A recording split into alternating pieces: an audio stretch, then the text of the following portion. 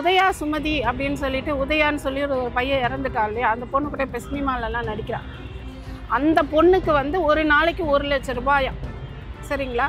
அது மட்டும் இல்லாமல் அந்த பொண்ணு என்ன பண்ணுறான்றதையும் இவங்க ரெக்கார்ட் பண்ணி வச்சுருக்காங்க. சாதனா, திவ்யா கள்ளச்சி, ரவுடி பேபி சூர்யா, சத்யான்ற ஒரு யூடியூபர் ஒரு நியூட் ஆப்பில் இருக்காங்க. ஆன்லைன் விபச்சாரம் பண்ணுறாங்க. இந்த யூடியூபர்ஸ் எல்லாருக்கும் ஒரு புரோக்கர் இருப்பாங்க. நாக்கை வெட்டிட்டு இப்போ உள்ளார போனால அவன் தான் மெயின் புரோக்கர். அவன் முன்னாடி பணத்தை போடணும், அதுக்கப்புறம் அவங்க ஏதோ ஒரு கீவேர்டு தருவாங்க. அந்த கீவேர்டை டைப் பண்ணால் அது ஓப்பன் ஆகுது. ஓகேங்களா? ஓப்பன் ஆகி இவங்க எல்லாருமே வர்றாங்க. நான் அவள்கிட்ட சண்டை போட்டு அவள் ஃபோனை பிடுங்கி பார்த்தேன். என்கிட்ட வந்து ரிப்போர்ட் பண்ண குழந்தைங்க 13, 14, 16 வயசு பிள்ளைங்க எல்லாமே ஆண் குழந்தைகள். எங்களை கே செக்ஸ்க்காக அனுப்புவாங்க. அவங்கள வந்து வீடியோ எடுத்து வச்சுக்குவாங்க. அதை காமிச்சு மிரட்டி மிரட்டி லட்சக்கணக்கில் பணம் வாங்குவாங்க அப்படின்றது அவங்க சொன்னாங்க. இந்த திவ்யா கள்ளச்சி வீட்டில் நான் பார்த்த காட்சிகள், அவளோட ஃபோனில் இருந்தது மொத்தமுமே கிட்டத்தட்ட ஒரு 200 வீடியோஸ், செக்ஸ் பண்ண மாதிரியான வீடியோஸ். அதில் முக்கியமாக ரவுடி பேபியோட நிர்வாண வீடியோ, திருச்சி சாதனாவோட வீடியோ, திவ்யா கள்ளச்சியோட வீடியோ, ரத்தத்தோட ரொம்ப கொடுமையாக அடித்து துன்புறுத்தி அந்த குழந்தைங்களை பண்ண வைக்கிறதுல அதில் ஒரு சந்தோஷம், ஒரு சாடிசம். அவங்க வந்து வெளிநாட்டில் இந்த ரவுடி பேபி சூர்யா மூலயமா வெளிநாட்டில் வந்து இருந்து வைரஸை வாங்குறாங்க. வைரஸை காசு கொடுத்து விலைக்கு வாங்குறாங்க. அது வந்து ஒரு செட்டுக்கு வந்து ஏதோ 50,000 வைரஸை வாங்கி நம்மளை மாதிரி சேனல்ஸ் இருக்காங்க இல்லையா, அவங்களுக்கு வந்து அந்த மொபைலில் வந்து அனுப்புறது. ஸ்வைப் பண்ணிங்கன்னா உங்கள் ஃபோன் மொத்தமும் அவங்களோட கண்ட்ரோலில் போயிடும். அவங்க என்ன பண்ணுவாங்கன்னா உங்களோட சேனலை டச் பண்ண மாட்டாங்க. ஆனால் சேனலுக்குள்ளார இருக்க ஆட்சென்ஸ் இருக்கு இல்லையா, அதை டச் பண்ணி இவங்களோட பேங்க் அக்கௌண்ட்டை ஆட் பண்ணிடுவாங்க. இதில் உங்களுக்கு ஒன்றுமே தெரியாது.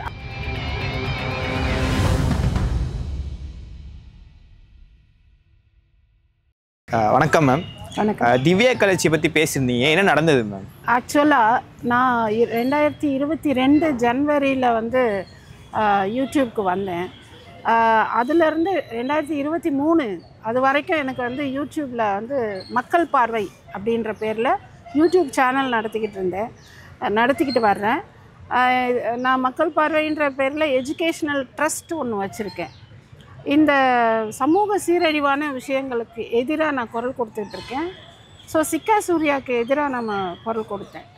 அவங்க மேலே லீகல் ஆக்ஷன் எடுத்து கோயம்புத்தூரில் அவங்க வந்து இது ப்ரிசன் போனாங்க. அதை தொடர்ந்து 2 வருஷமும் நான் குரல் கொடுத்துட்டு வந்தேன். 2023 வரைக்கும் எனக்கு பேமெண்ட் வரல யூடியூப்லேருந்து. ஆனால் வந்து 2.5 லட்சம் ரூபாய் பணம் எனக்கு க்ரெடிட் ஆனதாக காமிச்சிது. எனக்கு அதில் கொஞ்சம் சந்தேகம் வந்தது. க்ரெடிட்னால் என்னோடய பேங்க் அக்கௌண்ட் நான் கொடுத்துருந்தேன். ஆனால் அந்த பேங்க் அக்கௌண்ட்டை எடுத்துகிட்டு வேறு ஏதோ ஒரு பேங்க் அக்கௌண்ட்டை ஆட் பண்ணியிருந்தாங்க. அதில் ஆட்சென்ஸில் பார்த்தீங்கன்னா திவ்யா கள்ளச்சி 009@gmail.com அப்படின்ற பேரில் ஆட் ஆகிருந்தது. எனக்கு பணம் வரல, ஆனால் பணம் போயிடுச்சு அப்படின்னு சொல்லி யூடியூப்பில் சொல்லிட்டாங்க. ஸோ அதனால் அதை நான் வெரிஃபை பண்ணுறதுக்காக பார்த்தப்போ அந்த திவ்யா கள்ளச்சின்றவங்க பேரில் தான் போயிருக்கு.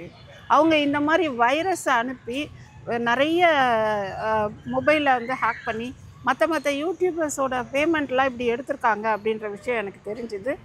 அது சம்மந்தமான வீடியோஸ் வந்து எனக்கு வந்திருக்கு. எப்படி கண்டுபிடிச்சிங்க மேம்? அந்த வீடியோஸ் வந்து எப்படி கண்டுபிடிச்சாங்கன்னா, நம்மளோட ஆட்சென்ஸில், அதாவது YT ஸ்டுடியோவில் போய் பார்த்தாலே தெரிஞ்சிடும் இந்த அக்கௌண்ட்டில் இருந்து இந்த அக்கௌண்ட், எந்த அக்கௌண்ட்லேருந்து எந்த அக்கௌண்ட்டில் பணம் போயிருக்கு அப்படின்னு.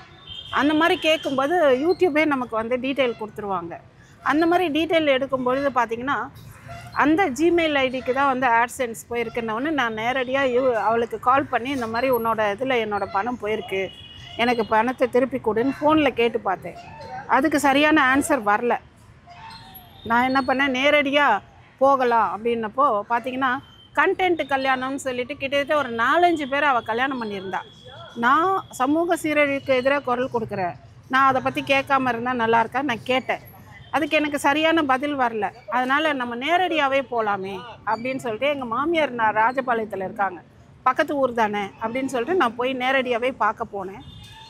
பார்க்க போயிட்டு அந்த டைமில் நான் கேட்குறேன், ஏன் இந்த மாதிரி எல்லாம் பண்ணேன் அப்படின்னு சொல்லி நான் கேட்கும்பொழுது, நான் அப்படி தான் பண்ணுவேன், உன்னால் என்ன பண்ண முடியுமா பண்ணு, இதெல்லாம் வந்து சகஜம் அப்படின்னு சொல்லிட்டு என்கிட்ட பயங்கரமாக ஃபைட் பண்ணான். இது வந்து ஒரு மிகப்பெரிய ஒரு வாக்குவாதத்தில் போய் முடிஞ்சது.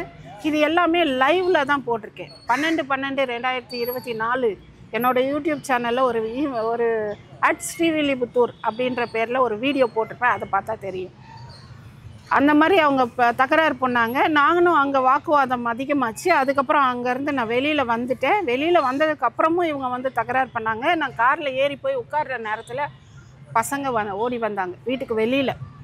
காரில் உட்கார்ற டைமில் வீட்டிலேருந்து பசங்க 2-3 பேர் வெளியில் ஓடி வந்தாங்க. அவங்ககிட்ட என்னப்பா விஷயம்னு கேட்டோன்னே, நீங்கள் தானே இவங்களை வந்து எதிர்த்து பேசுகிறீங்க, இவங்களை இது வரைக்கும் யாருமே எதிர்த்து பேசலை, இவங்க எங்களை வந்து வீட்டுக்குள்ளார அடைச்சி வச்சு எங்கள் அப்பா அம்மாவுக்கு தெரியாமல் என்ன தவறான விஷயத்துக்கு எங்களை வந்து பயன்படுத்துகிறாங்க அப்படின்னு சொல்லிட்டு சொன்னாங்க. அதனால் நான் வந்து என்ன நடந்தது சொல்லு அப்படின்னும்போது, எங்களை வந்து பெரிய பெரிய பணக்காரவங்ககிட்டலாம் அனுப்புகிறாங்க கே செக்ஸுக்காக. ஆண்களை என்கிட்ட வந்து ரிப்போர்ட் பண்ண குழந்தைங்க வந்து சின்ன சின்ன 13, 14, 16 வயசு பிள்ளைங்க. அந்த பிள்ளைங்க எல்லாமே ஆண் குழந்தைகள், பெண் குழந்தைகள் இல்லை, ஆண் குழந்தைகள். எங்களை கே செக்ஸ்க்காக அனுப்புவாங்க. அவங்கள வந்து வீடியோ எடுத்து வச்சுக்குவாங்க. அதை காமிச்சு மிரட்டி லட்சக்கணக்கில் பணம் வாங்குவாங்க அப்படின்றத அவங்க சொன்னாங்க. இதை கேட்டு எனக்கு அதிர்ச்சி ஆயிடுச்சு. இது சம்மந்தமாக உங்கள்கிட்ட ஏதாவது ஆதாரம் இருக்கான்னா, அதெல்லாம் சின்ன சின்ன பிள்ளைங்க, அவங்ககிட்ட என்ன ஆதாரம் இருக்க போகுது? நான் வெளியில் போயிட்டேன், லைவை கட் பண்ணிட்டேன். லைவ் கட் பண்ணிவிட்டு மறுபடியும் அவங்க வீட்டுக்குள்ளார போய் எங்கே இந்த மாதிரிலாம் நடந்திருக்குன்னு சொல்கிறாங்க. எங்கே உன் ஃபோனை காட்டு அப்படின்னு. நான் அந்த மாதிரிலாம் எதுவுமே பண்ணலை அப்படின்னோடனே நான் அவள்கிட்ட சண்டை போட்டு அவள் ஃபோனை பிடுங்கி அந்த ஓப்பன் பண்ணேன். அவங்க ஃபோனை கொடுக்கல. நான் தான் ஃபோனை பிடுங்கி பார்த்தேன். காட்டு அப்படின்னோடனே அப்புறம் எல்லாத்தையும் நான் இது போலீஸ்க்கு ஃபோன் பண்ணிடுவேன் அப்படின்னோடனே, இல்லைக்கா நீங்கள் அந்த மாதிரிலாம் பண்ணாதீங்க, நானே காட்டுறேன் அப்படின்னு சொல்லிட்டு அவங்களா தான் எல்லாமே காமிச்சாங்க. அக்கா இதை வெளியில் சொல்லிடாதீங்க, நான் இனிமேல் தப்பு பண்ண மாட்டேன், மாற்றிக்கிறேன் அப்படின்லாம் சொன்னான். அதுக்கப்புறம் உன்னை போலீஸில் வந்து பிடிச்சி கொடுத்துருவேன் அப்படின்னு சொல்லிட்டு அங்கே அந்த வீட்டில் இருந்த ஒரு கார்த்திக்ன்ற ஒரு பர்சன், அவங்ககிட்ட சொன்னேன், நீ இதுக்கு மேலே போலீஸ்க்கு போயே ஆகணும், நீ போகலன்னா நான் போவேன் அப்படின்னு சொல்லிட்டு நான் சொன்னேன். மேம் அந்த இடத்துல நம்ம ஒன்று கேட்டால் என்னன்னா வந்து உண்மையாமே வந்து அவங்களுக்கு கல்யாணம் ஆயிடுச்சா இல்லையா அப்படிங்கிற விஷயங்கள் தான். உண்மையாலுமே அவங்களுக்கு கல்யாணமே ஆகலை. கல்யாணம் ஆகாமல் அவங்க யூடியூப்பில் ஒரு பரபரப்பை உண்டாக்குறதுக்காக யார் வேணாலும் கண்டென்ட், அது வந்து ஒரு கண்டென்ட் மாதிரி போடுவாங்க. கல்யாணம் நடந்த மாதிரி, அவங்க கூட வாழுற மாதிரி, சண்டை போடுற மாதிரி அப்படின்னும் போது ஒரு சீரியல் மாதிரி மக்கள் போய் பரபரப்பாக அதை பார்ப்பாங்க இல்லையா? ஸோ அந்த மாதிரி வந்து ஒரு கண்டென்ட்டை உண்டாக்கி அதை பரபரப்பாக்கி அதை வந்து அவங்களோட சேனலில் அவங்க இது பண்ணுறாங்க. இல்லை அதான் ஃபேக் மேரேஜ் பண்ணுற மாதிரி வீடியோஸ் எல்லாமே அவங்க போட்டுருக்காங்க, நம்ம பார்த்தோம் அதை. ஸோ அந்த மாதிரி போட்டு வந்து மக்களை ஏமாத்துறாங்களோங்கிற மாதிரியான. மக்களை ஏமாத்துறது தான் அது. மக்கள்கிட்ட இருந்து காசு பறிக்கிறது. அவங்களோட ஆடியோவில் பார்த்தீங்கன்னா பணம் வேணுமா, அந்த குழந்தைங்களை வந்து கொலை செய்யறதுக்காக யூஸ் பண்ணியிருக்காங்க. ஆனால் அந்த குழந்தைங்க கொலை செய்ய பயந்துக்கிட்டு சேலம் மணி அப்படின்றவங்கள வந்து கிணத்துல பிடிச்சி தள்ளின மாதிரி ஃபோட்டோ மட்டும் எடுத்து காமிச்சு அவன் வந்து தப்பிச்சு போயிட்டான் அப்படின்ற மாதிரி அந்த சீனை முடிச்சிருக்காங்க இந்த குழந்தைங்க. ஆனால் அந்த குற்றத்துக்கு உட்படுத்தப்பட்ட அது எல்லாமே 18 வயசுக்கு உட்படுத்தப்பட்ட உள்ள சின்ன குழந்தைங்க தான் அது அந்த குற்றத்தில் இருக்கிறது எல்லாமே. ஸோ நீங்கள் எப்படி பார்த்துருப்பீங்களா மேம் அந்த குழந்தைங்களை? எவ்வளோ வயசில் இருக்காங்க, அவங்க என்ன சொன்னாங்க? 16 வயசு குழந்தைங்க. இப்போ அவங்க சொல்கிறது என்னன்னு பார்த்தீங்கன்னா, எல்லாமே எங்களை வந்து தவறான விஷயத்துக்கு யூஸ் பண்ணுறாங்க அப்படின்றது தான் அவங்க சொல்கிறாங்க. அது மட்டும் கிடையாது, ஒரு தவறான விஷயம் அப்படின்றது வந்து செக்ஸுவலான விஷயத்துக்கு மட்டும் கிடையாது.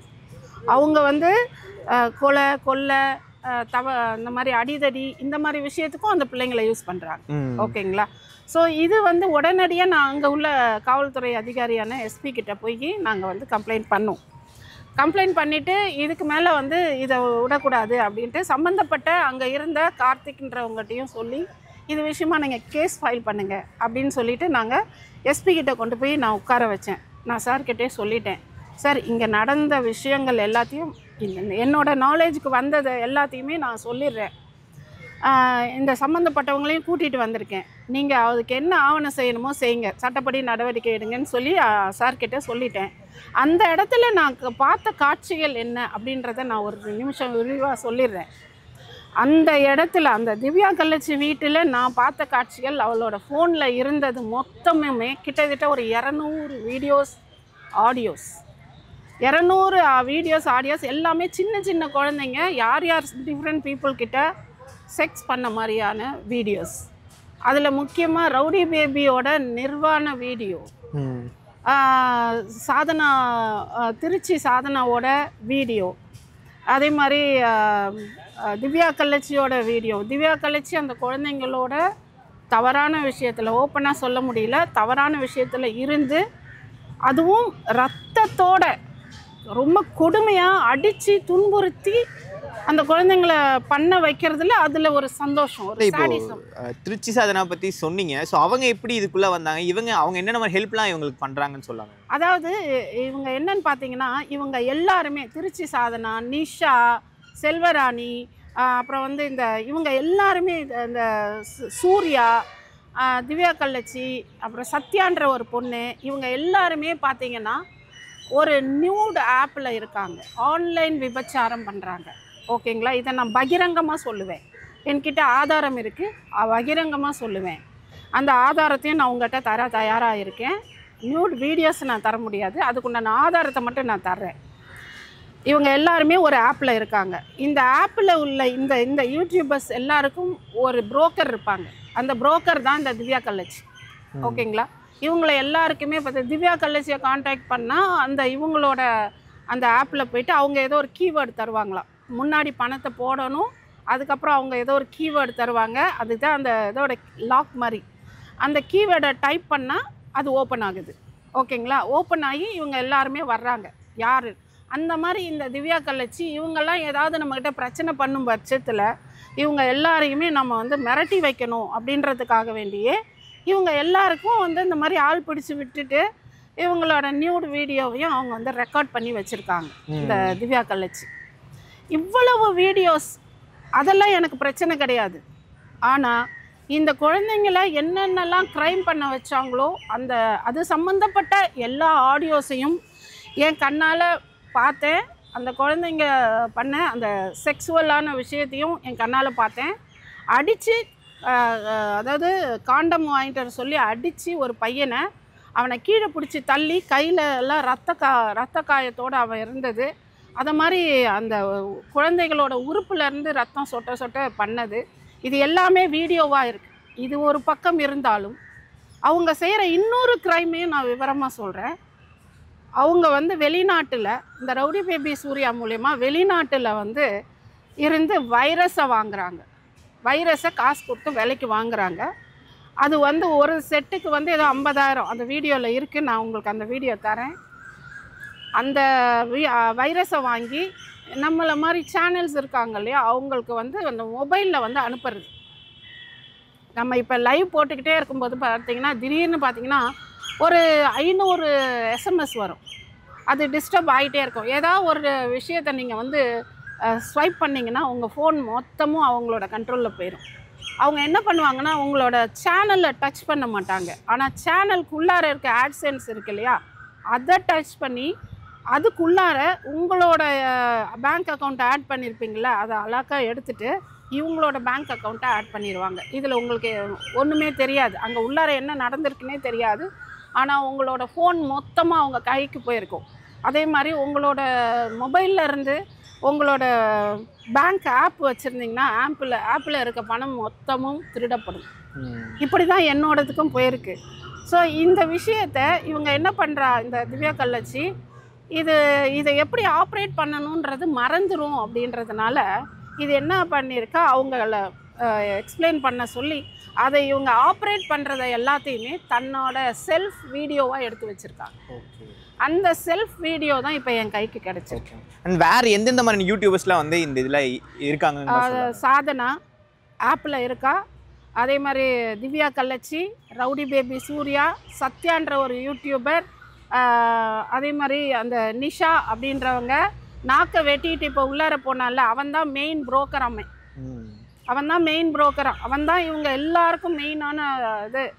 அதே மாதிரி உதயா சுமதி அப்படின்னு சொல்லிட்டு, உதயான்னு சொல்லி ஒரு பையன் இறந்துட்டா இல்லையா, அந்த பொண்ணு கூட இப்போ சினிமாலெல்லாம் நடிக்கிறான். அந்த பொண்ணுக்கு ஒரு நாளைக்கு 1,00,000 ரூபாயா, சரிங்களா? அது மட்டும் இல்லாமல் அந்த பொண்ணு என்ன பண்ணுறான்றதையும் இவங்க ரெக்கார்ட் பண்ணி வச்சுருக்காங்க. அந்த பொண்ணு என்ன பண்ணுறான்னா காலேஜுக்கு போகிறாங்க இவங்க. இந்த மாதிரி ஃபேர்வெல் பார்ட்டிஸு அந்த மாதிரி இவங்களை கூப்பிடுறாங்க. இவங்க காலேஜுக்கு போகிறாங்க. காலேஜில் நிறைய பெண்களோட இது ஃபோன் நம்பர்ஸ்லாம் வாங்கிக்கிட்டு அவங்கள்ட்ட பழகி கொடைக்கானல் ட்ரிப்பு, ஊட்டி ட்ரிப்பு, அந்த மாதிரி ட்ரிப்பு போட்டு அங்கே யாரெல்லாம் வந்து இந்த பொண்ணுங்களுக்கு ஒரு நாளைக்கு ஒரு பொண்ணுக்கு 10,000 ரூபாய் ஒரு நைட்டுக்கு அந்த மாதிரி அனுப்பி இவங்க வந்து இது பண்ணுறதாக, நைட்டுக்கு என்ஜாய்மெண்ட்டுக்கு அனுப்புறதாக ஒரு நாளைக்கு இவ்வளோ அப்படின்ற மாதிரி பேசின ஆடியோ ரெக்கார்டு அவங்களோட ஃபோனில் இருக்குது. மேம் இப்போ நீங்கள் சொன்ன யூடியூபர்ஸ் எல்லாருமே வந்து ஒரு மாதிரி 18+ கண்டென்ட் போடுறவங்களாவே? ஆமாம். அது எப்படி மேம்? அது அந்த ஒரு கேங்காக ஃபார்ம் ஆயிருக்காங்களே, அது எப்படின்னு நீங்கள் பார்க்குறீங்க? இவங்க எல்லாருமே வந்து க்ரைமை வந்து ஒன்றா சேர்ந்து ஒற்றுமையாக பண்ணுறாங்க. அதுதான் சரிங்களா. இவங்கள தொட்டால் அவங்க சண்டை போடுவாங்க, அவங்கள தொட்டால் இவங்கள சண்டை போடுவாங்க. இப்போ இவங்க எல்லாருக்கும் கீழே இருக்கிற பாஸ் அப்படின்னு ஒருத்தவங்க இருப்பாங்க இல்லையா, இவங்களை எல்லாரையும் ஒருங்கிணைக்கிற ஒரு விஷயம் என்ன இருக்குது அப்படின்னு பார்த்தீங்கன்னா, ரஹ்மான் சொல்லிட்டு துபாயில் ஒரு ஏஜெண்ட் அவன், சரிங்களா. அவன் இப்போ வந்து அவனோட நாட்டில் இருந்து அவனை டீபோர்ட் பண்ணி திருப்பி ஸ்ரீலங்காக்கே அனுப்பிட்டாங்க. அவன் ஒரு ஸ்ரீலங்கன். இப்போ அவன் தான் வந்து இவங்களுக்கு ஏதாவது ஒரு கேஸு பிரச்சனைன்னா பணம் அனுப்புறது, வக்கீல் கொடுக்கறது, அந்த ரெக்கார்டும் இருக்குது, நான் தரேன், எல்லாமே கொடுக்குறாங்க. இப்போ திவ்யா கள்ளச்சிக்கு ஒரு பிரச்சனைன்ன உடனே இப்போ திவ்யா கள்ளச்சி இவங்க எல்லாருமே சேர்ந்து கொஞ்ச நாள் வந்து அந்த சத்யான்றவங்களோட யூடியூபரோட வீட்டில் தான் கொண்டு போய் பத்திரமா மறைச்சி வச்சுருந்தாங்க. இப்போ வந்து அவங்கள சுத்தமாகவே திவ்யா கள்ளச்சி எங்கே இருக்கானே தெரியாத அளவுக்கு மறைச்சிட்டாங்க. ஏன் காரணம் என்னென்னா, திவ்யா கள்ளச்சி மாட்டினா மொத்த பேரும் இதுக்கு குற்றத்துக்கு பின்னாடி இருக்க எல்லாருமே மாட்டுவாங்க அப்படின்றது. அதே மாதிரி ரவுடி பேபி சூர்யா பார்த்திங்கன்னா தன்னோட வீட்டுக்கு வர வச்சு, அந்த ஒரு 16 வயசு பையனை தன்னோட வீட்டுக்கு வர வச்சு தவறாக நடந்துக்கிட்டதாகவும், அதனால் உறுப்பில் இருந்து ரத்தம் வந்ததாகவும், அதனால் அந்த குழந்தை ட்ரீட்மெண்ட் எடுத்ததாகவும் சொல்லிக்கிறாங்க. இதை காவல்துறை தான் விசாரிக்கும். இதில் எப்படி மேம் நம்ம சுமதி அவங்க உள்ளே வந்தாங்க, உதயா சுமதி அவங்க உள்ளே வந்தாங்க? இவங்க எல்லாருமே ஒரு டீம் தானேம்மா, இவங்க எல்லாருமே ஒரு டீம் தான். பாருங்க, இவங்க எல்லாருமே டிக்டாக்லேருந்து வந்தவங்க. இந்த டிக்டாக்லேருந்து வந்த குரூப்பில் 90% இப்படி தான் இருக்காங்க. இந்த செக்ஸ் மாஃபியா கேங்கில் தான் இருக்காங்க. நீங்கள் யாரை தொட்டாலும் உடனே இப்போ இவங்க எல்லாருக்கும் பாஸாக இங்கே லோக்கலில் தீபா அப்படின்ற ஒரு லேடி இருக்காங்க. அந்த லேடி தான் இப்போ லோக்கல்ல இருந்து இப்போ என்ன மிரட்டுறது அவங்க தான். மிரட்டல் வந்திருக்கு. அப்போ மிரட்டல் வந்திருக்கு. உன்னை வந்து அவரும் அந்த அம்மாவும் அவங்க வீட்டுக்காரும் உன்னை போட்டு தள்ளிடுவேன், உன்னை எங்கள் வீட்டுக்காரர் வெட்டிட்டு வர சொன்னார், 20 மணி நேரத்தில் நான் பெயிலில் எடுத்துருவேன்னு சொல்லிட்டாரு, நீ யாரை பற்றியும் பேசக்கூடாது, சிக்கா சூர்யா அப்படி தான் பண்ணுவாங்க, அது அவங்களோட உரிமை, நீ யார் அதை கேட்குறதுக்கு அப்படின்றாங்க. என்னை பற்றி அவதூறு நிறைய பரப்புறது, என்னை பற்றி தப்பாக பேசுறது, இந்த மாதிரி நம்மளை எந்த மாதிரியெல்லாம் மன உளைச்சல் பண்ண முடியுமோ அப்படி பண்ணுறாங்க. இப்போ தீபா அப்படிங்கிறவங்க யாருமே? தீபான்றவங்க சாதாரண ஃபோர்டில் மதுச்சந்தர் அப்படின்ற ஒருத்தர் எக்ஸிக்யூட்டிவாக இருக்கார், அவரோட ஒய்ஃபு. இவங்களுக்கு இந்த குற்ற பின்னணியில் எந்த அளவுக்கு இன்வால்மெண்ட் இருக்குன்றது காவல்துறை தான் கண்டுபிடிக்கணும் அப்படின்றத நான் கேட்டுக்கிறேன். பட் ஆனாலும் மேம் இப்போ சோஷியல் மீடியாவை பொறுத்தவரை இந்த ஆபாசமாக பார்த்து வீடியோ போடுறவங்க நீங்கள் சொன்ன இஷ்யூ எல்லாமே நடந்துட்டு இருக்கு. என்னதான் மேம் நடக்குது இந்த யூடியூப்ல? இப்போ யூடியூப்பில் பார்த்தீங்கன்னா கள்ளக்காதல், அதுக்கு வந்து ப்ரமோஷன், கள்ளக்காதலுக்கு ப்ரமோஷன் பண்ணுறாங்க, சரிங்களா. அது மட்டும் கிடையாது, ஒரு பாண்டிச்சேரியில் ஒரு வழக்கு பதிவானுச்சு. அதில் என்னன்னு பார்த்தீங்கன்னா மெடிசின்ஸ், அதாவது போதை மாத்திரையை அனுப்பி அப்பாவி பெண்களுக்கு அவங்களுக்கு கொடுத்து அவங்கள சாப்பிட வச்சு, டோட்டலாக சொல்லப்போனால் இந்த சமுதாயத்தில் உள்ள பெண்கள் தான் டார்கெட், குழந்தைகள் தான் டார்கெட். இந்த குரூப்புக்கு இந்த அப்பாவி பெண்களையும் குழந்தைகளையும் தவறான விஷயத்துக்கு போதை மாத்திரை கொடுத்து அவங்கள சாப்பிட வச்சு, அவங்கள பிரெயின் வாஷ் பண்ணி, அவங்கள தப்பான விஷயத்துக்கு ஈடுபடுத்தி, அதை வீடியோ எடுத்து வச்சுக்கிட்டு மிரட்டி மறுபடியும் அவங்கள வந்து தவறான விஷயத்துக்கு பயன்படுத்துறது. இதை வச்சு இவங்க காரு பங்களான்னு சம்பாதிச்சு லக்ஸுரியாக வாழறாங்க, கள்ளக்காதலை ப்ரமோட் பண்ணுறாங்க. நீங்கள் இந்த சிக்கா சூர்யாவெல்லாம் பார்த்தீங்கன்னா, சூர்யாவோட சிக்கந்தரோட ஒய்ஃப் ஒரு பக்கம் இருப்பாங்க. அந்த சிக்கந்தர் பார்த்தீங்கன்னா இவங்க கூட வீட்டில் போய் வாழ்வான். இதை வந்து ப்ரமோட் பண்ணுறாங்க. இது தப்பே இல்லைன்ற ஒரு மனநிலையை கொண்டு வந்துட்டாங்க மக்கள் முன்னாடி. நிறைய பேர் அதுக்கு போய் சப்போர்ட் பண்ண ஆரம்பிச்சிட்டாங்க. அப்போ மக்களுடைய மனநிலை ஆட்டோமேட்டிக்காக மாறுது.